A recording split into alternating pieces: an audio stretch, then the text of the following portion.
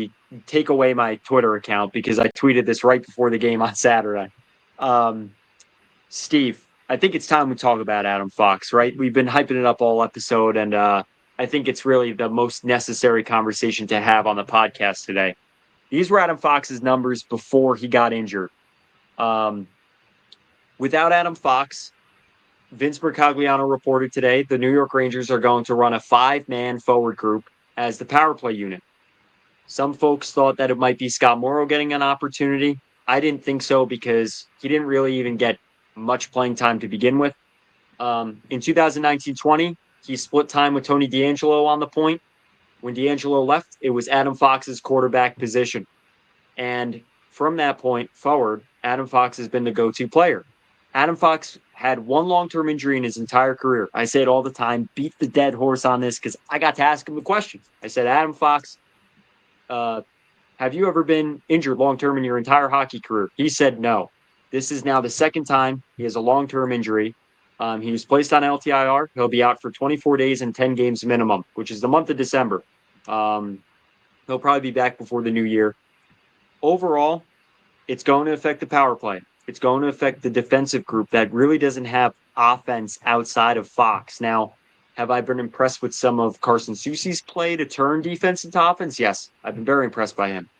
But, Steve, to me, this is where the Keandre Miller deal comes back to bite you a little bit.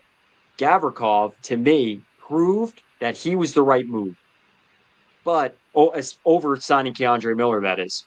But now a group that already lacked offense moved Miller, who is the other potential quarterback, other player that had flashes of offense on the back end.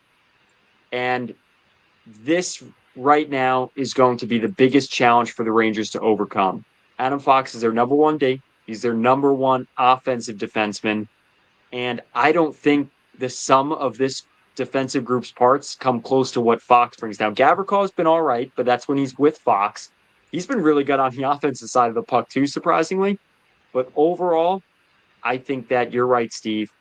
This is the toughest stretch of the season. This might be the stretch of the season if the Rangers can win games or grind out wins without Adam Fox. Yeah, and, going on LTIR means that he's probably going to be back in 2026, and that is still a big loss. I think he is such an irreplaceable skater.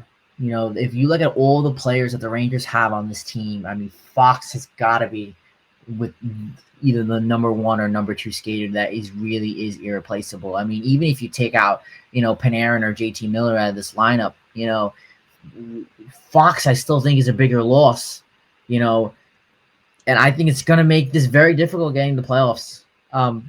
Playing a month at home without Fox, depending on how this month is going to play out. Like you mentioned, Fox has been on such a roll. I mean, he has what, 26 points so far. I mean, what does our next defenseman have? 11. That shows you the offensive production that he has.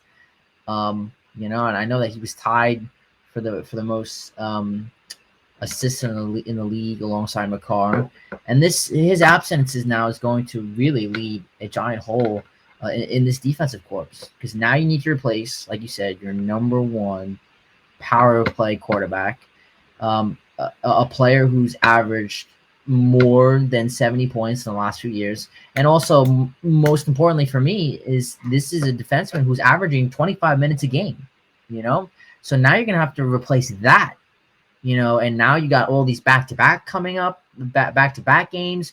Who's going to step up and play 25 minutes a game on the defensive side of things and fill in for Adam Fox, 2 nights in a row? I mean, that is going to be a really tough task. You look at Schneider, it seems like he is going to be the one that takes Fox's spot on the number one pair. I know that during practice today, it seemed like he's going to be the one, but still, Fox being out for the next month, I mean, this is a massive hole for the lineup, and it could even be longer.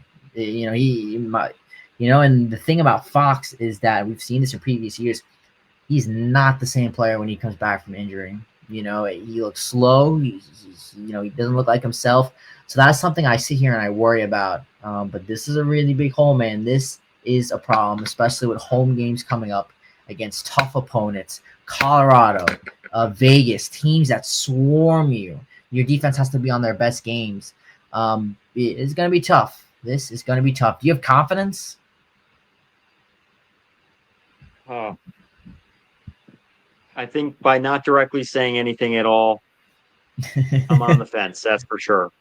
And I think what you said is more about, for me, the New York Rangers in 23-24, when Hedel and Fox were injured in the same game against Carolina. I was covering the team at the time. Eric Gustafson stepped up into that power play one. Capo Caco was out too with injury. Johnny Brodzinski slotted into the lineup, and it was seamless. The problem with the team this year, which we've seen and has been a theme, is that when one player gets injured, like Vincent Trocheck, the roster is not built to lose one key player. We saw that with Trocheck. We saw that as soon as Trocheck came back, how valuable he is. We're going to see that, I think, again with Adam Fox. The Rangers at the time had an Eric Gustafson, a player that wasn't being paid a lot, to step up, had offensive flair, maybe wasn't the best defensively, but could move the puck, third pair, kind of have a chemistry with Braden Schneider on that bottom pairing where it was like Schneider might be better than a third pairing B.